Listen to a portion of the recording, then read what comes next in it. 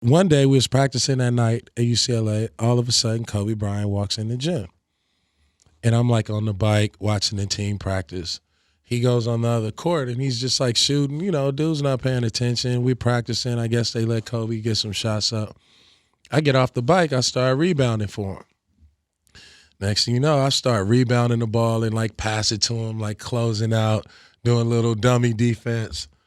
About 5 minutes later, me and Kobe Bryant are sitting there playing one-on-one.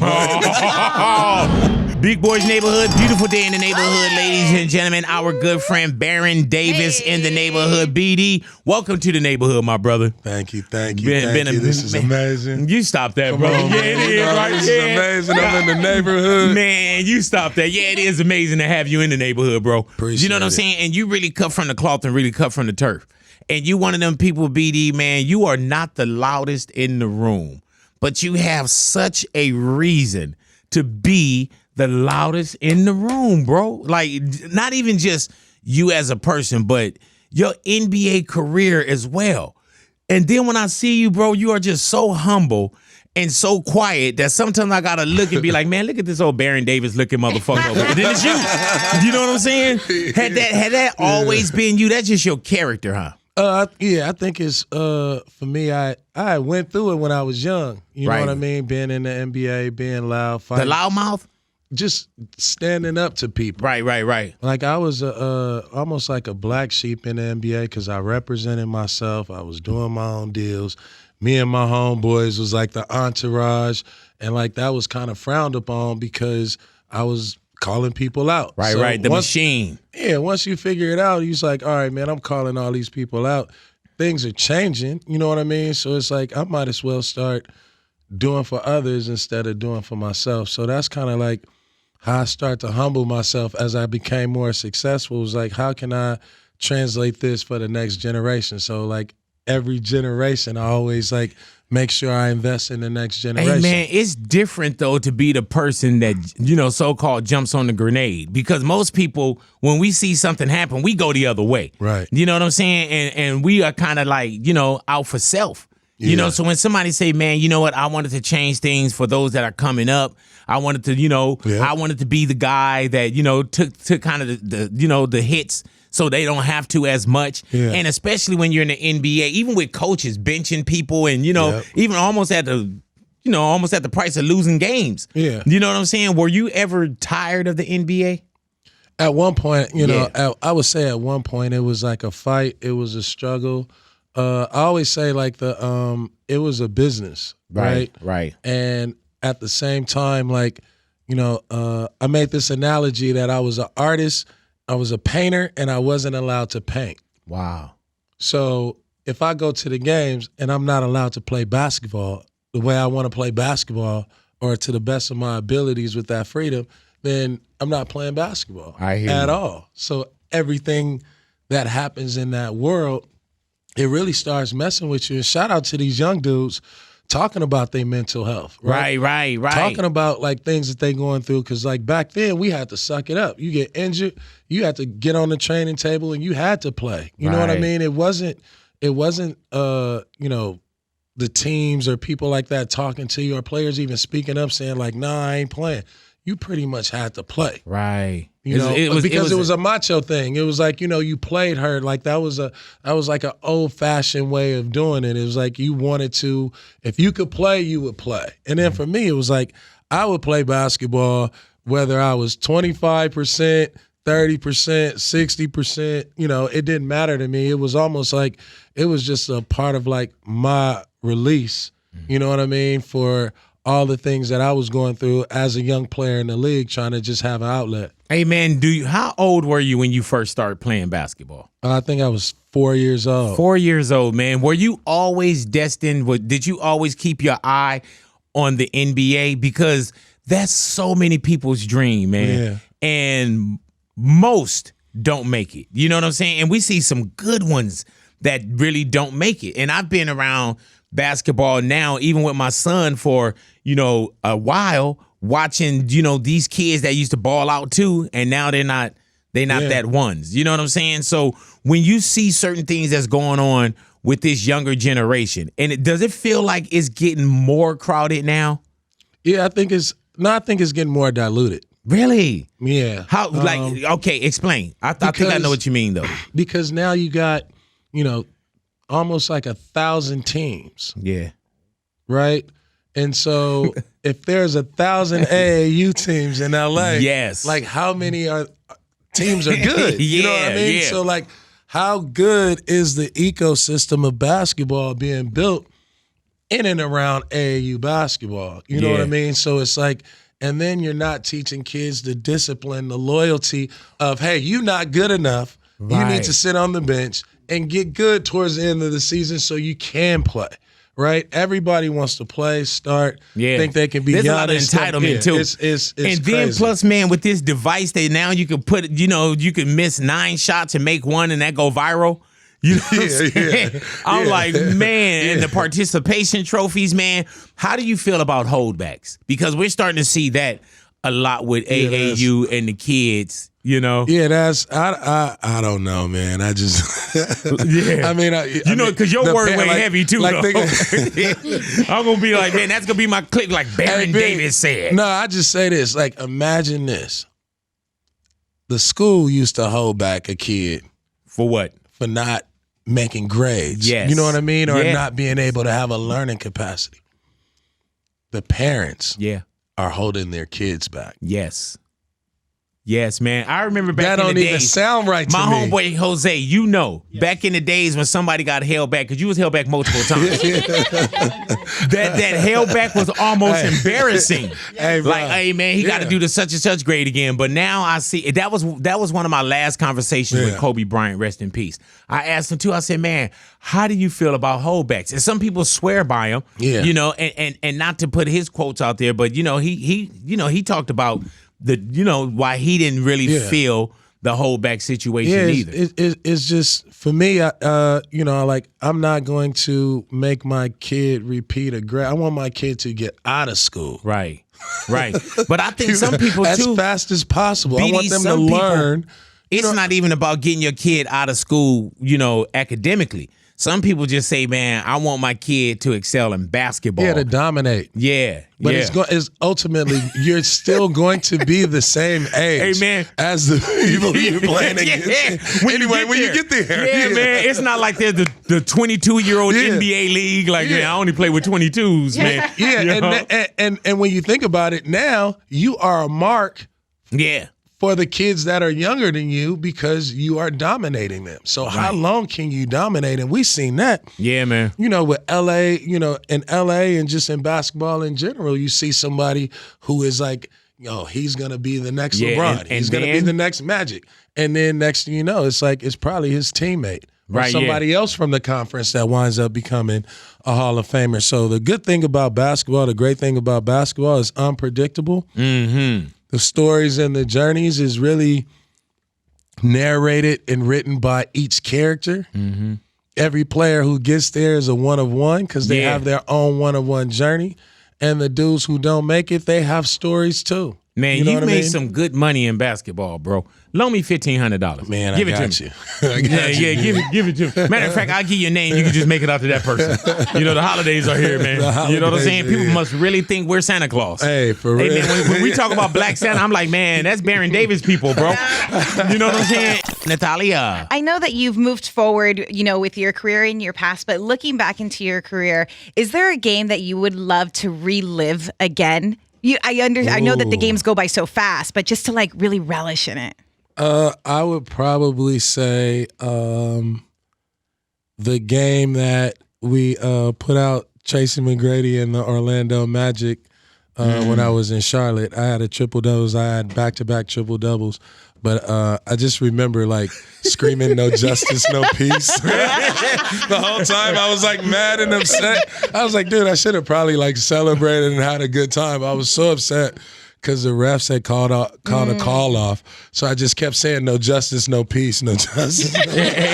He was like, man, I didn't get a chance to really celebrate, but if I could, man, I still do the no justice, no peace, just not as many. I always also wonder, how vicious can the trash talk get on the court? Because we don't hear a lot of it, but every now and then there's something that gets because you'll see somebody going like this. Yeah. Dudes be having real beef.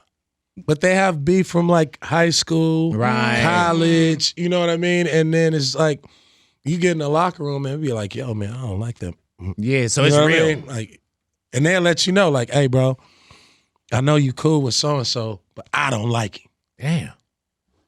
And it's like you be forced to like, all right, bro, what am I supposed to do? Make a decision? Like, man, but like y'all not gonna fight tonight, right? Like, am I passing you the ball? Like, what are you telling me here? Like, especially like my rookie year, you know, coming into the league, because I used to say it was all like warriors and juggernauts, and you know, you got these dudes who are just the nicest guys, like, you know, underneath the surface. Yeah.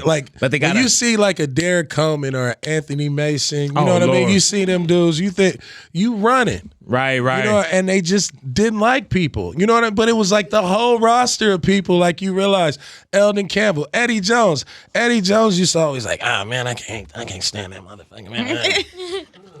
Damn, EJ, you don't like him? I thought you nah, he's sorry. I'm like, you know, it's like dudes just had beef with dudes, and it was all through competition. So when you see them talking shit, they be really That's talking. real. Yeah, Wow. man. I'm just wondering if anybody say like, yeah, man, your mom. I'm like, oh, I got to kill this mom. Like, yeah, son, now somebody got to die. You know what I'm saying? Yeah. I'd be right there in the county. My outfit wouldn't fit. I'd be wearing my county blues all tall, and you know what I'm saying? Like, damn, man. Hey, man, when we see the legacy of LeBron, right? And we see what Bronny is doing right now. And there's a possibility that they may play together in the NBA. How crazy is that you've been able, like that journey that we're watching now? That's crazy. Yeah, man. One, you know, just to watch LeBron from high school, right? Yeah, man. We're watching LeBron from Bronny now. Right, yes. That's when we picked up on LeBron. Hey, man, we used From to do Bronny now. stories. My boy Joe Grande, shout out to you, Joe. And the first time I heard LeBron James' name was from Joe Grande when he used to do sports for us, right? Yep. And he used to be like, oh, it's this kid in Akron, Ohio, and he's selling out the gym, so on and so forth, you know. And then now you look at the legacy, and as if I'm looking in his rearview mirror, it's so much behind him with the accolades and everything. But yeah, that is true. We're starting to see that with Bronny. Yeah, it's like we're picking up on Bron, you know, but we've been knowing Bronny Right. even longer than we've been knowing LeBron. Yeah, like a whole lifetime. The same amount of time. So it's been like, you know, and shout out to them, their family, him for being that positive beacon. Like they are our Cosbys. Yeah, man. Hell yeah. You know Hell what I yeah. mean? And I think people need to like champion that. champion and do that, bro. You know what I mean? They need to champion that. We need to pull for Bronny. We need to hope LeBron stay healthy so that can happen. Right? 'Cause Yeah. that is like, that's going to be a beautiful unification. That's going to be something that's never happened before. And that's also inspiring to the next generation of a father-son combo trying to do it on another level, you know? What was your relationship with Kobe Bryant? Love Kobe. Right. That's my guy. Give me first on the court. Go at it. Really? Me and Kobe go at it. Me and Kobe go. I'm definitely gonna be up for the Kobe Bryant game. Yeah. I'm definitely breaking the offense. I'm not gonna let I'm just not gonna let him be the only show. Right. Was it different playing like the Lakers and Kobe? You know how there's some people I remember back in the days where people was like, man, all they wanted to do, they wasn't even sometimes tripping off the NBA title. They were good with just beating the Lakers. Like, yeah we beat the Lakers. Is it different when you back know? then, dudes wanted to like have good games in the Staples Center, so then they can have some clout in the summer. You know, man, like man, we beat the Lakers. So was it different remembered. when you knew, like, man, I'm playing Kobe tonight, and it was a difference between not that you threw, not that there was anything less, but yeah. Nah, it's crazy. The level, the frequency is super high. One, because all right, the Lakers come in town. That means it's probably on Channel 9. Right. You know what I'm saying? So that's the one time that everybody in LA, everybody in LA get to see me go, because not everybody had cable back then. You know what I mean? So Channel 9, okay, we locked in. Then you got Stu over there. You know what I mean? It's like the whole Laker legacy being a Laker-born legacy, baby. You know what I mean? And then you got Kobe and Shaq. So it's like Kobe and Shaq are not going to be the only show. Right. I am going for broke. I'm trying to dunk on somebody. Yeah. I'm trying to. And you say you'll break the offense too? Like, yeah, coach already know. Yeah, everybody on the team know. When we play the Lakers, I'm going to get up about 17, 20 shots. Other than that, I pass every other game. But Lakers come, I'm getting my shots up. How was it off the court? He was so I understood him. Mm-hmm. He was so futuristic in his thinking. He was cause we just talk about just crazy shit. You know what I mean? Like we would talk about creativity and the things that he was doing with his documentary and his storytelling, right? And and I would tell people all the time, I'd be like, Kobe, the sky is blue. And he would be like, nah, it's actually green, dude. If you look at it this way. I'm like, dog, shit's blue. Get out of here. You know what I mean? We had that type of relationship where we would joke. I remember the Jeremy Lin game. We were actually at dinner the night before, and I was like, hey, bro, he's going to bust your ass. Really, though? I was like, yo, he going to bust your ass, bro. I was like, I'm telling you, this kid is hot. I don't know what it is. And he was like, all right, BD, quit playing, yo. He was like, quit playing. Don't play with me. He started getting mad. He started getting mad the whole time the night before, right? So then when the game happened and Linsanity, was happening, I was on the sideline because I wasn't playing at the time. I was on the sidelines crying, laughing, joking with him, and after the game, he was like, all right, we're going to get him again. Right. So that night, that Linsanity, did he get Kobe that night? Yeah, he got the Lakers that night. Yeah, man, that Linsanity was crazy, man. Mm-hmm. But it's a trip, man. Even when you just said the Linsanity, now, and no disrespect, I almost forgot about it. Yeah. You know what I'm saying? When those phenomenons happen, and I would rather have 15 albums that sell $1 million a piece than one album that sell 15 million. No disrespect. I'm looking for the for the long get down as well. Sure. One other Kobe story. I got hurt at UCLA. Tore my ACL. It was the lockout year. We were practicing at UCLA. And when Kobe came to LA, I hosted him. He showed me all his tape, told me what he did. But one day we was practicing that night at UCLA. All of a sudden, Kobe Bryant walks in the gym. And I'm on the bike watching the team practice. He goes on the other court and he's just shooting, dude's not paying attention. We practicing. I guess they let Kobe get some shots up. I get off the bike. I start rebounding for him. Next thing you know, I start rebounding the ball and pass it to him, closing out, doing a little dummy defense. About 5 minutes later, me and Kobe Bryant are sitting there playing one-on-one. That competitive streak, too. Yeah. And weren't you hurt? I was not supposed to be playing that. I was not Hey, man, you explained that very well. How it just felt like it was getting closer. I was like, hey, man. Yeah. So that's kind of Kobe was big bro. I always looked up, always looked up to him. And I always felt like he was, LA's son. Man. Brother, cousin, he gave us everything, and he gave the Lakers everything, and just the way he did it, just. Do you remember where you were at when you heard Kobe passed? Yes, I was that's driving. Great. Everybody has it. I remember. Mm-hmm. I was driving. Al Harrington had called me.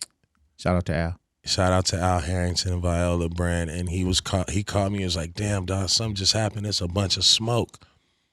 Yeah, because he right there. Because he was right there, and I was just.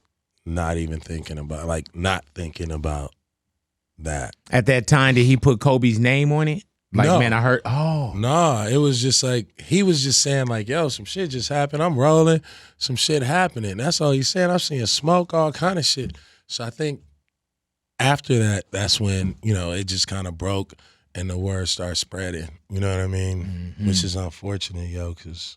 Hey, man, and we saw, we had a chance to see some great things with Kobe in his career, but the work that he was doing outside of basketball. Yeah, he was you know what I'm saying? And the same with you, man. It's there's so much that you gave to the game, but there's also so much that you continue to give back. You know what I'm saying? And that's why when we see, what you're doing in print, and as far as books and dialogues that's coming, documentaries, giving other people a space with your spot to create as well. You know what I'm saying? And you're so open and so giving, man. And when we look at also just what's going on with Black Santa and whatever's in your head that you continue to, I don't know what 2023 gonna look like for us. And you notice I put myself in there. Yeah. You know what I'm saying? We made it. But man, I'm telling you, man, and anytime I see you, BD, like I said, you're not the loudest in the room. We should have always been able to do this, and you never been like, Big, what's up, man? You know what I'm saying? You just roll. You know what I'm saying? But it's almost quiet at a fault. Yeah. Like man, and I'm telling you, bro, I'm with you. Yeah. You got me. Not just for what's happening today, but I know that there's beautiful things that we could do tomorrow. Absolutely. And I'm cut from that cloth too, man. I'm here. I'm in Los Angeles. I've lived, in LA throughout my life, bro. Good, the bad, the ugly. And I would love to make sure that we continue to put our brands together. I love you. There it is, man. All righty now. Black Santa's been sitting in here for about 20 minutes with us, right? Yeah. About 20 minutes. All righty. Now, I'm going to ask Black Santa to reveal who's been sitting in the neighborhood with us for the last 20 minutes. This person hasn't been in the neighborhood in years. Ladies and gentlemen, Black Santa, a.k.a. You want to record it too, BD? Yeah. All right. And just get everybody's expression. Everybody's get down as well. All righty. Who's under there? Ladies and gentlemen, on stilts, you probably may know this man as a comedian. You probably know this man as an actor. You probably know this man, ladies and gentlemen, as just a funny guy. You probably may know him from his back. Ladies and gentlemen. Stop. Yes. No. Kevin Hart is in the neighborhood, ladies and gentlemen. Oh, it's not Kevin Hart? It's Kevin Hart. Oh, my bad. Man. That's crazy. Nah, man. Real talk is Drake. Here we go, ladies. No. Drake.